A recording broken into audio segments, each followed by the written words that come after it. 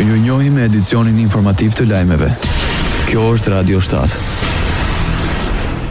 Opozita shqiptare në Maqedoninë e Veriut shpreson në përmirësimin e mbështetjes në zgjedhjet e ardhshme vendore. Kryetari i Lëvizjes Populli, Skënder Recep Zejdi, pjesë e Frontit Evropian, theksoi se partia që ai drejton, Lëvizja e Popullit në Studeniçan, do të jetë ndër faktorët kryesorë.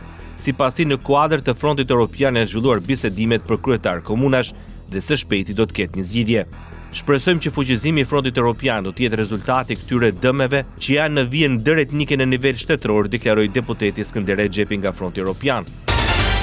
Shqipëria mbështet të drejtën e Izraelit për vetëmbrojtje. Ministri i Jashtëm Igli Hasani gjatë fjalës së mbajtur në samitin për bashkëpunim në Europën Juglindore zhvilluar në Tiranë, u ndal tek përshkallëzimi i fundit të situatës në lindjen e mesme, duke shprehur shqetësimin e thellë të Shqipërisë për përplasjet midis Iranit dhe Izraelit. Hasani theksoi rrezikun që paraqet kjo krizë për stabilitetin global, duke rikujtuar se zhvillimi i armëve bërthamore mund të ketë pasoja shkatërruese për të gjithë botën. Jemi të shqetësuar për përplasjet e fundit midis Iranit dhe Izraelit që paraqesin një rrezik serioz për stabilitetin në atë rajon, por më tej dhe në botë.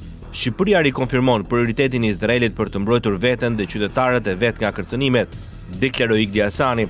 Ai nënvizoi të drejtën e Izraelit për vetëmbrojtje dhe bëri thirrje për uljen e tensioneve dhe gjetjen e një zgjidhje të qëndrueshme përmes mjeteve politike dhe respektimit të drejtës ndërkombëtare. Në të njëjtën kohë, i bëjmë thirrje Iranit që të ndalë aktivitetet bërthamore dhe të veprojnë në përputhje me detyrimet e veta në kuadër të së drejtës ndërkombëtare. Zhvillimi i armëve bërthamore do të kishte pasoja katastrofike në rajonin e përtej. Shqipëria ju bën thirrje palëve që të ulin tensionet dhe përzgjedhje të qëndrueshme, deklaroi Igli Hasani. Radio 7, zëri pozitiv i qytetit.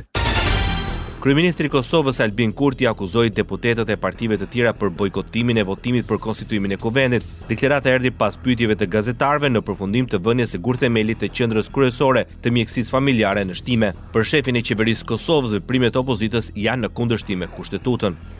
Por bindjen time, ardha në vazhdimin e seancës dhe bojkotimi i votimit politikisht është sjellje e papërgjegjshme, juridikisht është shkelje e kushtetutës, me qenë se pika 128 e aktgjykimit gjykatës kushtetuese nga 26 gushti vitit 2014 thotë që të gjithë, përkatësisht secili deputet, duhet të votoj për, kundër apo abstenim, sepse konstituimi i Kuvendit nuk është përgjegjësi vetëm e mazhorancës, vetëm e fituesit të zgjedhjeve, por të gjithëve.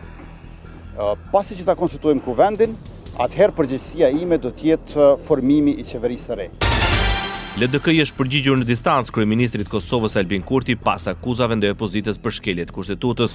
Joana Lushaku Sadriu është e mendimit se deputetët po e shkelin kushtetutën kur s'po votojnë për kryeparlamentar. Ajo ka thënë se Kurti ka pushtuar zyrën e kryeministrit pa pasur shumicë parlamentare dhe jashtë çdo norme kushtetuese. Për deputeten e opozitës Joana Lushaku Sadriu, vetëm gjatë mandatit kaluar Albin Kurti dhe qeveria e tij kanë shkelur kushtetutën të paktën 10 herë.